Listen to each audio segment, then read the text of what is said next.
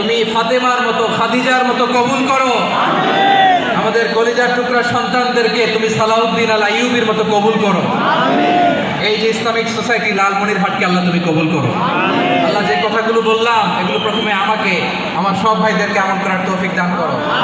রব্বানা ظلمنا أنفسنا وإن لم تغفر لنا وترحمنا لنكونن من الخاسرين ربنا آتنا في الدنيا حسنة وفي الآخرة حسنة وقنا عذاب النار رب العالمين আরশের মালিক লক্ষ লক্ষ তাওহীদি জনতা দুনিয়ার কোনো কিছুর আশায় নয়, দুনিয়ার কোনো কিছুর জন্য নয়, তোমার কোরআনের প্রেমে, ইসলামের প্রেমে হাজির হয়েছে। আল্লাহ আমার ভাইদেরকে কবুল আর মঞ্জুর করে দাও।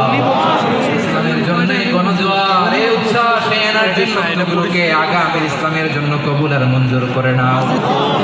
গাড়িতে করে, হুন্ডায় চড়ে, সাইকেল দিয়ে, রেল লাইন দিয়ে, রেলে চড়ে চড়ে লক্ষ লক্ষ ভাইয়েরা বিভিন্ন জেলা থেকে আজকের এই ঐতিহাসিক লালমনিরহাটের প্রোগ্রামে যারা জয়েন করলো, নিরাপদে তুমি আবার তাদেরকে গন্তব্যে পৌঁছে দিও।